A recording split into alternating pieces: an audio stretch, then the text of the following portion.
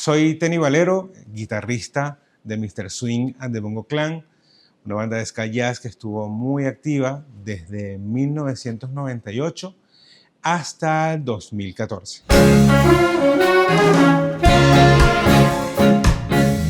Para mí, la escena de los 90 quizás fue la etapa más fructífera del ska.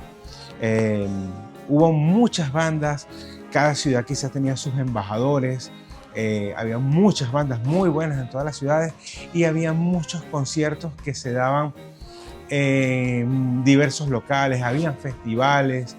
Quizás ahora la movida no está tan fuerte como antes, pero podemos rescatar fácilmente de todo ese movimiento el gran trabajo que hicieron muchísimas agrupaciones, muchos promotores, muchos cultores, muchos organizadores de eventos que hicieron que la movida en el país fuese una movida genial para todas las generaciones.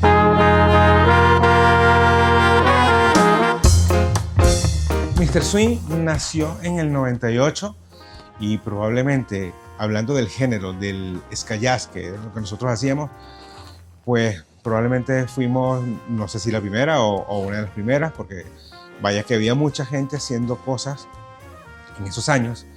En Latinoamérica habían pocas bandas que existían que hacían lo que nosotros hacíamos, porque nosotros queríamos hacer netamente lo que era ska jazz, netamente hacer el género y no para tomarlo como bandera, era algo que nos gustaba muchísimo y que los integrantes, empezando con Johnny, César, El Chino y Kevin, los iniciales, bueno, siempre fuimos los mismos.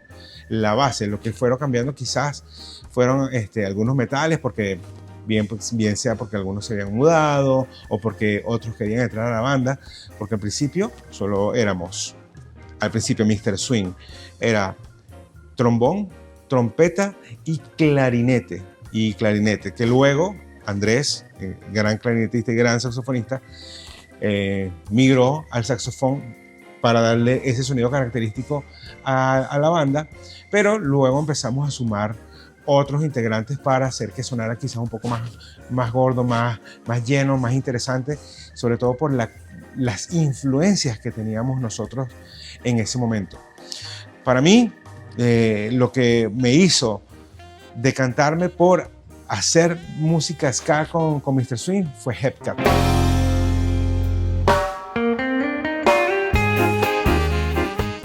Para mí fue la banda que inició todo esto. Recuerdo que unos amigos me habían prestado unos cassettes y nos intercambiábamos mucha música y empecé a escuchar Hepcat y fue algo que, wow, me voló la cabeza.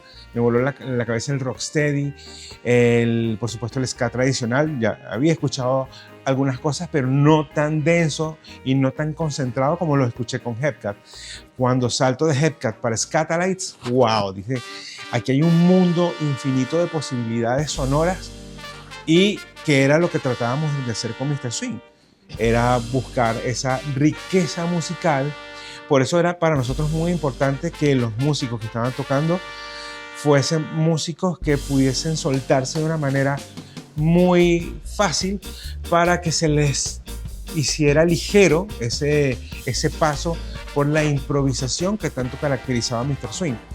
Nosotros en todos los conciertos, o sea, todos los conciertos que dimos, jamás repetíamos cosas en cuanto a improvisación, porque eso era lo que nos gustaba hacer.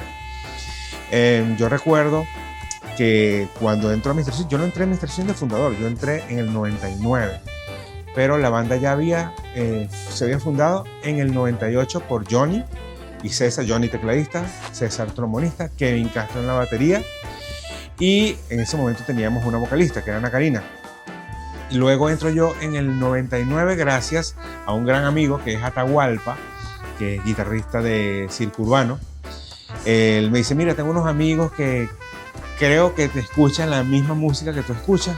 Nos presentaron y fue como amor a primera vista y empezamos a hacer música de lleno desde ese momento y bueno, fue cambiando un poco la cosa. Ya no teníamos vocalista, yo hacía las voces de algunas canciones, cosa que realmente a mí no me gustaba mucho, pero era también esa necesidad de expresión que teníamos y pues por eso existían esas canciones cantadas, pero realmente lo que yo gozaba y disfrutaba, y todos también, era el tema instrumental y la improvisación.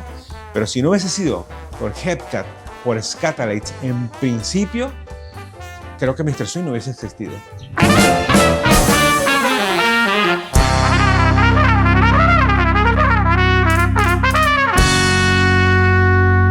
Otra banda que definitivamente fue influencia para mí, y creo que para la mayoría de los venezolanos, fue definitivamente Desorden Público. Yo tenía apenas 11 años y en mi cumpleaños número 11, mi madre decide regalarme el cassette de una banda que ella le habían dicho que estaba como de moda o comenzando, que era diferente, y precisamente fue el primer cassette de Desorden Público. Y por supuesto ese, de hecho sí fue como mi primera entrada a lo que era el mundo del ska, a conocer el género como tal. Y qué mejor presentación y qué mejor banda que haya sido influencia para cualquier músico que Desorden Público, que es una banda que, bueno, para muestra un botón, siguen activos, siguen siendo los padres de la escena en Venezuela. Y por supuesto esa influencia y esa admiración tan grande que yo tenía por lo que hace Desorden Público, porque lo que hacía, obviamente, porque fue cuando lo conocí, pero lo que hace aún hoy en día, wow, es como la gratitud más grande que puedo tener yo hacia un proyecto, hacia un trabajo, hacia una gente tan increíble haciendo música. Mi agradecimiento eterno siempre va a ser para Desorden Público.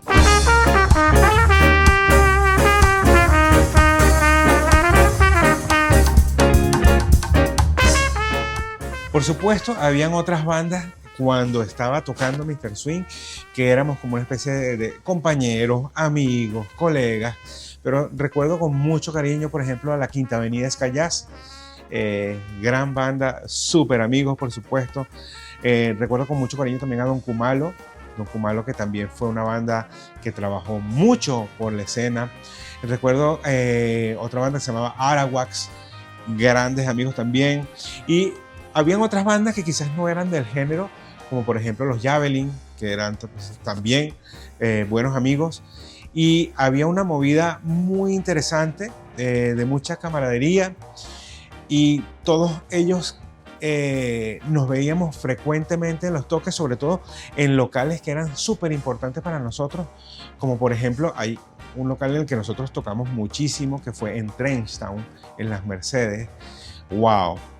Trenchtown fue un lugar sagrado para el género. La mayoría de las bandas que hacíamos cosas que tenían que ver con ska y reggae pasaron, por supuesto, por Trenchtown. Pero yo recuerdo con mucho cariño, porque fue la primera vez que fuimos a tocar a Caracas, probablemente, creo que fue en el año 2000 así clavado, 2000. Tocamos en el Toma 1 Pop. Fue un concierto impresionante. Bueno, pues fue la primera vez que nosotros salíamos de Barquisimeto, y además el recibimiento de los caraqueños fue una cosa impresionante para nosotros. Además de que nosotros no íbamos con muchas expectativas, y la verdad el impacto que generó la música que estábamos haciendo con el público que había allí fue una cosa que nos voló la cabeza, no lo esperábamos de verdad.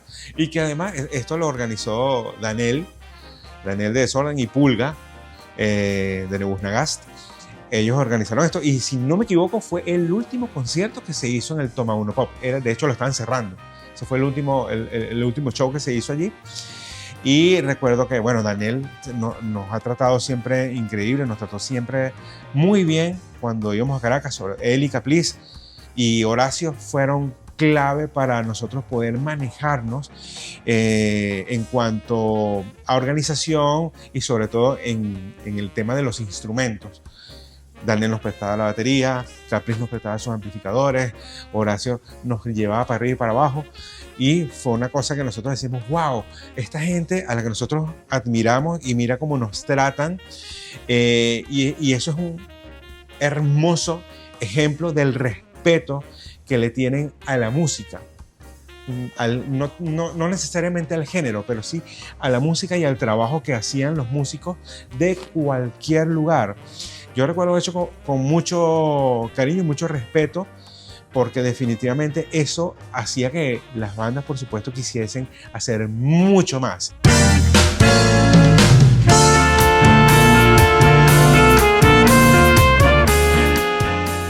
Gracias a radios o programas como la Radio Pirata en Caracas, como El Inspector. Impresionante el apoyo que hizo El Inspector, que todavía existe, que tiene un montón de años, que existan estas ventanas para poder mostrar lo que nosotros hacemos. ¡Wow! Es una cosa increíble que no es la dinámica que se hace ahora. Porque ahora el tema de la movida digital, las plataformas digitales y todo lo que se está mostrando con una velocidad y una cantidad absurda hace que sea un poco más difícil poder consumir la música, disfrutar la música.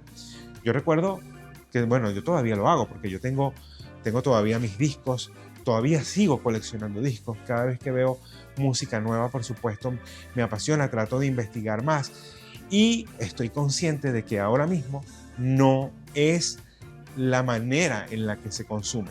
Y de hecho, el tema de que la manera en la que se consume es distinta ha hecho que mucha gente trabaje de manera diferente para poder mostrar lo que están haciendo. Se hace muy complejo en este momento, y algo que sí me preocupa muchísimo es que el tema de la movida como tal se haya reducido tanto. Es preocupante. Lo he hablado en algunas ocasiones con grandes amigos músicos. Que digo, bueno, hay que buscar la manera de hacer que la música vuelva a escucharse masivamente o a un público importante en cuanto a número.